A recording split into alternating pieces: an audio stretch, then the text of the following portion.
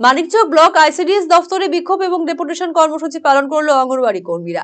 রাজ্য অঙ্গনওয়াড়ি কর্মী ও সহায়িকা কল্যাণ সমিতির মানিকচক ব্লক কমিটির উদ্যোগ মতো এই ডেপুটেশন ও বিক্ষোভ কর্মসূচি গ্রহণ করা হয়। মঙ্গলবার বিভিন্ন দাবি দাওয়াকে সামনে রেখে প্রথমে একটি পদযাত্রা গোটা এলাকা পরিক্রমা করে আইসিডিএস দফতরের সামনে পৌঁছে বিক্ষোভ প্রদর্শন করেন। এদিনের এই কর্মসূচিতে উপস্থিত ছিলেন রাজ্য অঙ্গনওয়াড়ি কর্মী ও সহায়িকা কল্যাণ সমিতির রাজ্য সভাপতি অঞ্জন মণ্ডল সহ কয়েকশো অঙ্গনওয়াড়ি কর্মী।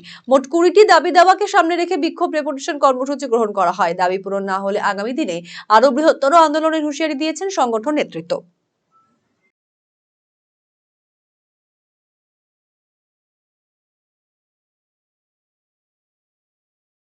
গোটা পশ্চিমবাংলা জুড়ে পশ্চিমবঙ্গ অঙ্গনওয়াড়ি কর্মী সহায়িকা কল্যাণ সমিতি কর্মী এবং সহায়িকাদের অধিকার এবং দাবি নিয়ে লড়াই করছে।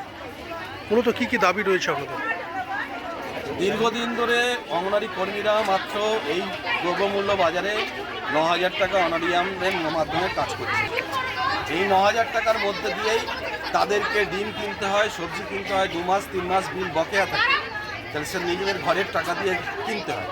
যা খরচা করে সেই টাকা পায় না, স্বাভাবিকভাবেই তাদের ঘরের টাকা দিয়ে সেন্টার চালাতে হয়। এই যে সমস্যা, এই সমস্যার আমরা অবসান চাই। আমাদের সুপ্রিম কোর্ট সকলের গ্র্যাচুইটির অধিকার দিয়েছে, সেই গ্র্যাচুইটির আমরা অধিকার চাই। গুজরাট হাইকোর্ট সরকারি স্বীকৃতির অধিকার দিয়েছে।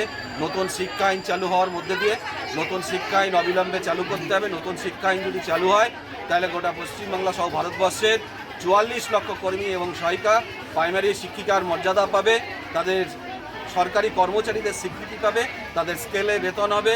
আমাদের এই দীর্ঘ লড়াই রয়েছে।